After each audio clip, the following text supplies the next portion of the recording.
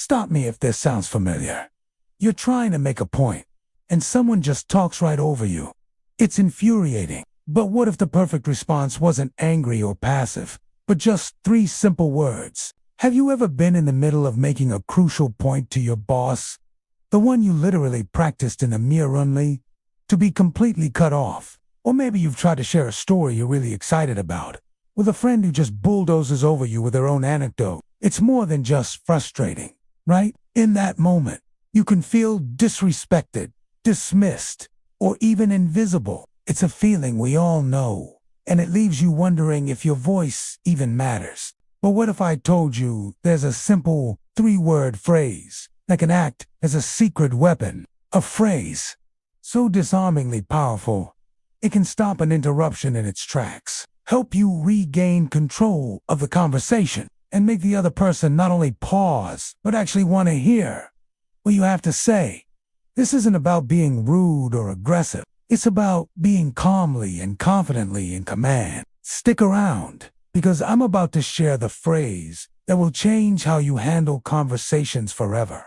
To defeat the enemy, you have to understand them. So what's actually going on inside the mind of someone who interrupts it? Before we get to the phrase, we have to understand what we're up against. Why do people interrupt? It's easy to jump to the worst conclusion that they're rude, arrogant, or just don't care. And sometimes, yeah, that's true. Interruptions can definitely be a power play, a way for someone to assert dominance and signal that their thoughts are more important than yours. But more often than not, it's a bit more complicated. Sometimes people interrupt because they're genuinely excited about what you're saying. They feel so connected to your idea that they can't contain their own related thought. In some cultures, rapid-fire, overlapping speech is actually a sign of enthusiastic engagement, not disrespect. Other times, it's driven by anxiety or fear that they'll forget their brilliant point if they don't blurt it out right now. And then you have your classic conversational narcissists who just have a deep-seated need to steer every conversation back to themselves. Regardless of why it happens, the impact on you is the same. It shatters your concentration, stalls your momentum, and can seriously chip away at your confidence. When you're constantly talked over, you might start to second-guess yourself, hesitate before you speak, or even stop contributing altogether. This isn't about winning some conversational tug-of-war. It's about preserving your right to be heard. Understanding the why behind the interruption helps us pick a strategy that's effective without being overly combative. When you get cut off, your gut reaction is probably to fight, flee, or get past. But have you ever stopped to think about why those strategies almost always backfire? When we get cut off, our brains usually default to 1 of 3 reactions. See if any of these sound familiar. First, there's the doormat. This is when you just stop talking. The second someone jumps in, you retreat. You let them take the floor, and maybe never circle back to your point. You do it to be polite, to avoid a conflict. But every time you do it, you're quietly teaching people that their voice is more important than yours. You're reinforcing their behavior, and over time, that builds a quiet resentment that can poison a relationship. Second, we have the bulldozer. This is the exact opposite. You get angry. You raise your voice, trying to talk right over the interrupter. The conversation pretty quickly turns into a verbal shoving match. You might win the battle for airtime, but you almost always lose the war for respect. This approach just creates tension and defensiveness, making them less likely to listen even if you manage to finish. Finally, there's the passive-aggressive.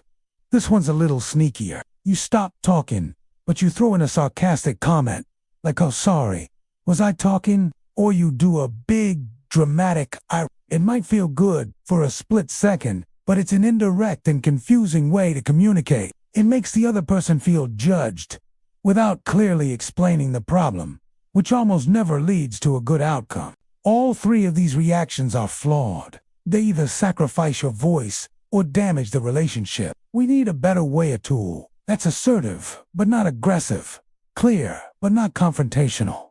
All right, the moment you've been waiting for. We've talked about the why and what not to do. Now, let's unveil the simple, powerful phrase that changes everything. that changes everything. So, what is this game-changing phrase? It's not complicated. It's not some fancy psychological jargon. The three-word phrase that can stop an interruption is, hold that thought. Let's break down why these three simple words work so well. First, the word hold is a gentle, but undeniable command. It's a pattern interrupt. The other person is expecting you to either back down or fight back. They are not expecting a calm directive, so it makes their brain pause for a microsecond to figure out what just happened. Second, the phrase "that thought" is key. This is what makes it feel respectful. You're not saying, "Stop talking," or "Let me finish." You are acknowledging that they have a thought, and you're validating it as something worth holding on to. You're basically saying, what you have to say has value, and I want to hear it right after I'm done. This instantly lowers their defenses, because you're not rejecting them. You're just rescheduling them.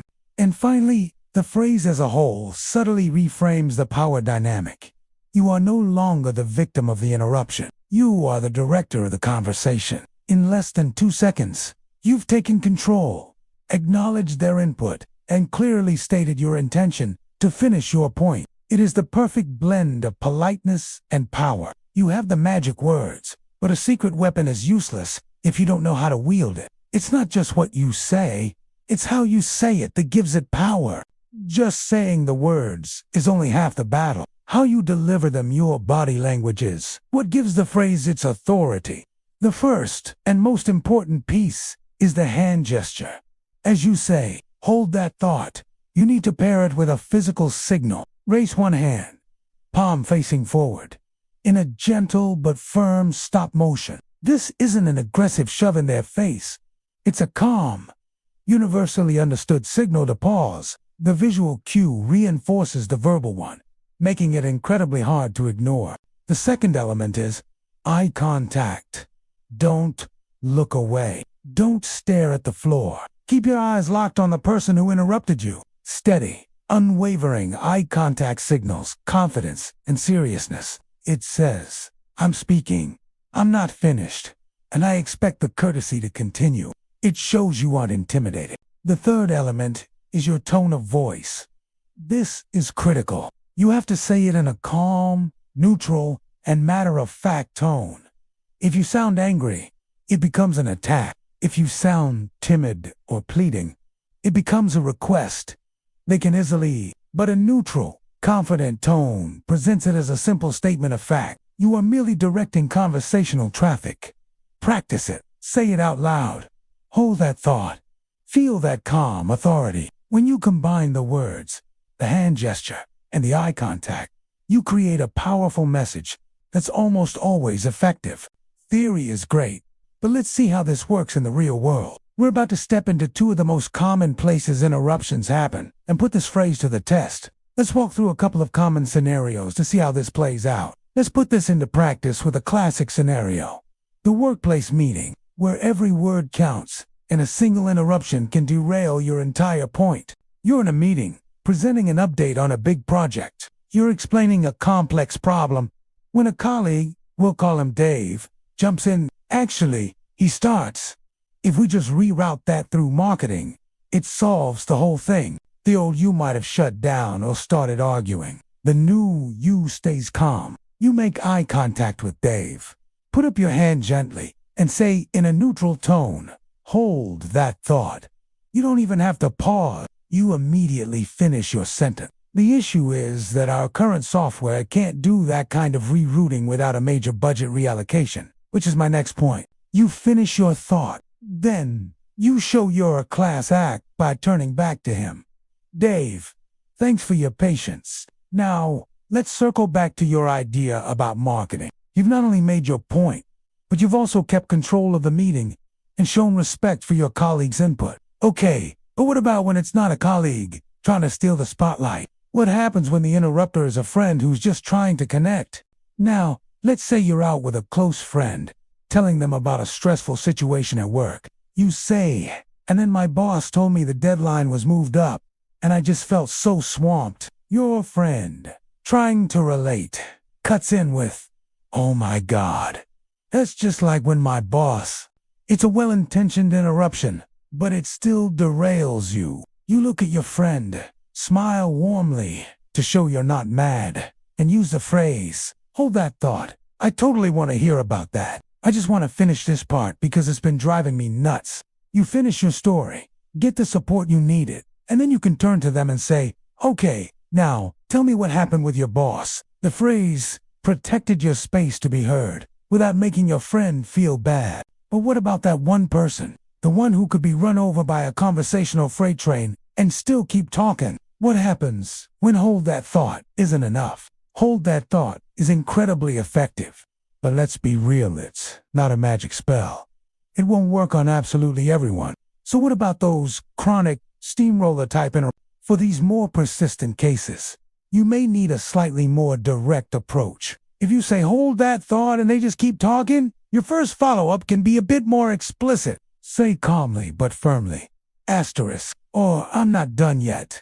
Asterisk, asterisk.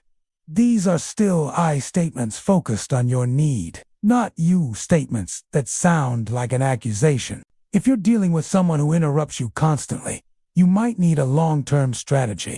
This is the private chat. At a neutral time, when you're not in the middle of an argument, bring it up. Say something like, "Hey, I really value our conversations, but I've noticed that I often get cut off before I can finish my point. It sometimes makes me feel like my perspective isn't fully heard. Could we maybe try to be more mindful about letting each other finish?" This addresses the pattern without placing blame. Finally, always remember to consider the context. Is this a deliberate power play, or just how they were raised?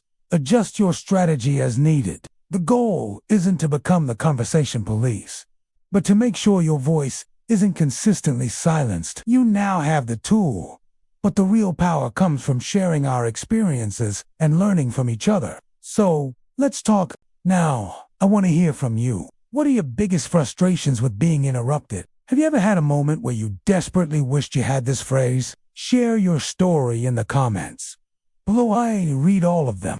And if you found this little secret weapon valuable, do me a favor and hit that like button. And make sure you subscribe for more communication tools that will give you an edge in your life. Let's bring it all home. What's the one big idea you need to walk away with to make sure you're always heard? Being interrupted is frustrating and, honestly, demoralizing. But you don't have to be a victim of it. You don't have to choose between staying silent and getting aggressive. With the phrase, "Hold that thought," paired with a calm hand gesture and direct eye contact, you now have a powerful tool to manage almost any conversation. Remember, your voice deserves to be heard. Your ideas deserve the space to be fully expressed. This isn't about winning arguments. It's about reclaiming the respect you deserve. You've got the tools. Now go out there and be heard.